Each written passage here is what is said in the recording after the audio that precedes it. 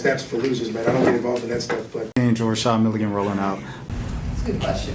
Brandon, We you want one can't, quick question? we can't ask Rashad question. Wilson responded to b.dot, man. Finally, after forever, it seemed like he was just like not addressing it publicly, and he didn't even tease that he was gonna say something. He just said it. So, shouts out to the show for sure. The bigger picture, and yeah, shout out Jeremy Heck, shout out DJ Head. Here's Elliott Wilson on b.dot. We know what to do. We're two great journalists. We know how to prepare for interviews. We still have great chemistry, and that's what's going on. The final thing, this idea that Elliott got influenced by Joe Budden. Joe Budden did influence me, him and Ian Schwartzman, to join Patreon. So what happens is we launched that like early 2023. Joe Budden is one of our first guests where he has the thing where he's pushing me to be more self-branding. So in September of that, while I'm still doing Rap Radar, I launched Elliott Wilson Experience on Patreon. I do a couple episodes there. I'm still doing Rap Radar podcast. We have the Tile to Create interview, all these other great moments after this Joe Budden changing Elliott thing happened. And we did that till the end of 2023. So I already... He's skipping a part. I don't know, some way, somehow, I don't even remember how it happened because it was a couple years ago. But there was some discussion about hip-hop media grades. That's what it was. Complex. This is where it all started, bro. Complex released a list of the 20 most lit or best hip-hop journalists right now, or figures in hip-hop media. They was like, we can't talk about our own employees, so Speedy Mormon is not eligible to be on this list. And Elliott Wilson was like number 10 or number 14. And Elliott went on a huge rant. He said, I've been doing this since da da da. And he only went on the rant because not only was he ranked 10th or something like that, it was like Kai Cenat was number 1. It was someone who's not even a journalist or even a part of the media, just like a streamer. It's like Kai Cenat was like number 1 or something like that. So no, I think actually was number 1 was like Joe Budden. And then it might have been like Academics number 2 and then Breakfast Club number 3. But like Kai Cenat was like number 4 on the list. And Elliott was pissed. Like Elliott was like, da, da, da, da, da. I've been doing this with this real journalism. Cause you know, he's already mad at Kai for like getting the Nicki Minaj interview and like getting all the big interviews that, you know, just wouldn't come to talk to traditional journalists anymore. They would just rather go to Kai stream, dance for 24 hours, sleep over, wake up, and then wake up with, you know, plus 5%, 10% album sales and things of that sort. You know what I mean? So he goes on this rant, and at the end of it, he's like, I'm the GOAT. And then after that, he's just starting calling himself the GOAT of hip-hop journalism. And that was the turn of like the new Elliott Wilson. And in that, when he was calling himself the GOAT of hip-hop journalism, that's where the Elliott experience came in and everything like that. Elliott Wilson experience came in. Anyways, let's get back to the Elliott Wilson explanation. Started doing my own thing, and now Elliott Wilson Experience is about to come back again, you know, funded by Rock Nation for a season 2, but that outside of Patreon. I wasn't getting the results that I wanted from Patreon the way Joe Budden had, so I stopped doing it. But that's what I was influenced to do at that time, at that situation. So, and then as far as my opinion, as people may know, at Everyday Struggle originally was supposed to be me and Joe Budden. I stepped out. It became Academics' platform to shine. That show would have been my first time having a platform where I give my opinion about things, where I'm not relying on guests, where I tell people how I feel about things. Uncut, raw honesty. That didn't happen. Now, when we create the bigger picture, this is now my platform to do that. So you get a lot more. So that really says a lot, to be honest. Him talking about the show with Nadeska on Complex, that Everyday Struggle, because Everyday Struggle really shifted the direction of hip hop media, to be honest.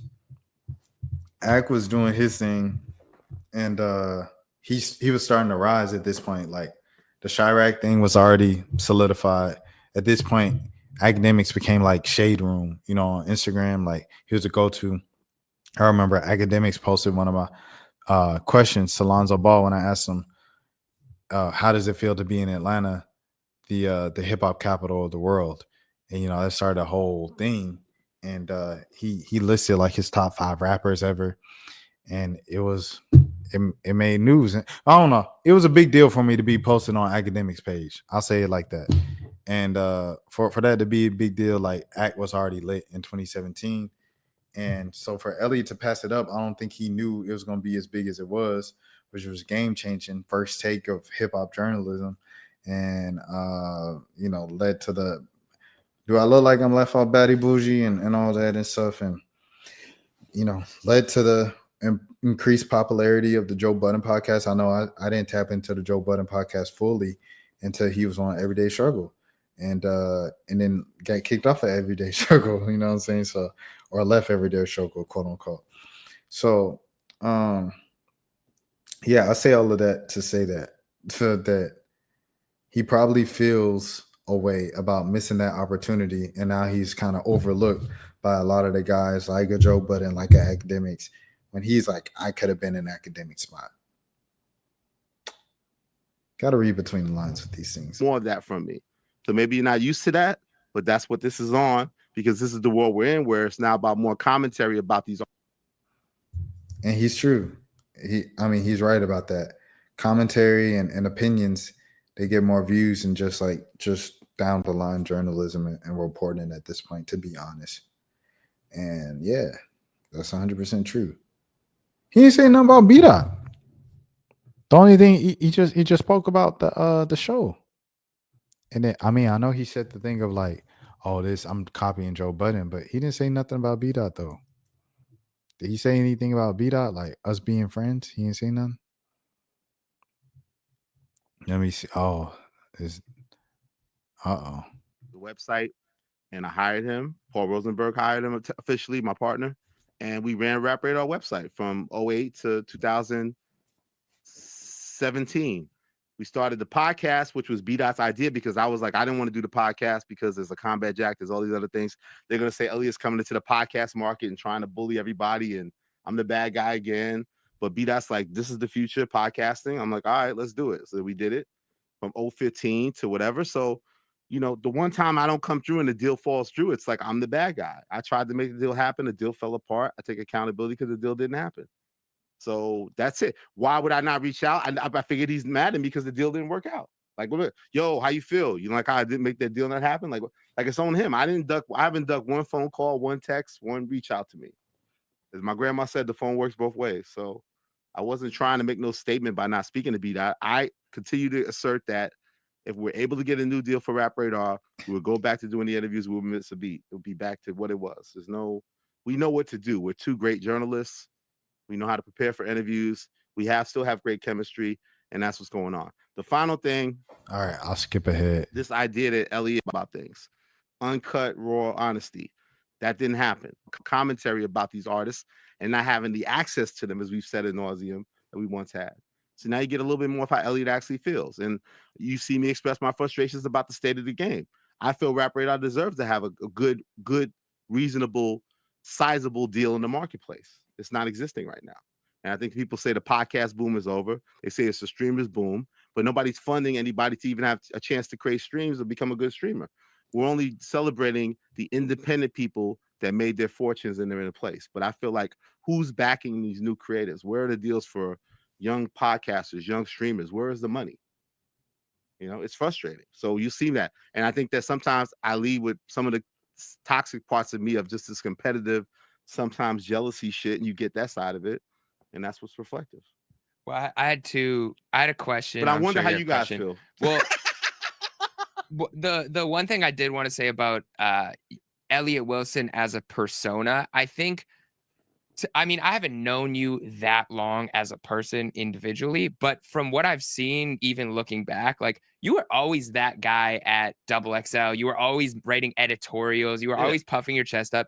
I think that this is the first time that people are seeing you give your opinion on camera on a consistent basis, and that competitive fire and spirit that you never run away from, and you're very open about. You want to be the best. You still want to be at the top of your game. So I think that might be jarring to some people. I'm surprised that was jarring to b.dot, because you guys have known each other for a really long time. So that's where I felt like there was a disconnect. Like, maybe something happened with that Joe thing, or like, I guess I was I think it's more that he doesn't agree about it. Look, we both have a great rapport with Drake, so I'm sure he's still cool with Drake. Drake doesn't love how I'm moving, right? So and other people he speaks to. So I think he probably doesn't agree with some of that. He has the right to feel that way. He doesn't agree with some of the things I'm doing. And like he said, he does catch heat. You guys catch heat sometimes, I'm sure, from me. Or like, if you work with somebody you kind of not inherit their beef, but you inherit some of the drama that may come that way. So I think it's more about him not agreeing with some of the takes I've had and how he's being impacted by it, which is fair to him to that's fair. express his frustration. And then the other b.dot said Playboy Cardi can't rap a present. really big question that I had was just about the actual deal without getting into like super specifics. I guess afterward, A, like, was there something specific you didn't like about the deal? And then B, how did it end after that? For example, like, let's say we were all working on a show together and we were trying to get a deal done. And then let's say the deal doesn't happen. Like, I would assume the way I think I got what I needed from that. We got a couple other things to talk about, so I got what I needed from that. If you want to watch the full thing, I'll put the link in the description. I should just link it to I want to call it Everyday Struggle, but what's the show called? The Bigger Picture. I'll just link the Bigger Pictures episode in the description, and you can watch the full thing there. But we have some other things to talk about in a 20-minute video that I might. Steps for losers, man. I don't get involved in that stuff, but George Rashad Milligan rolling out. That's a good question. Brandon, we can't ask Rashad a question. Hey, Rashad.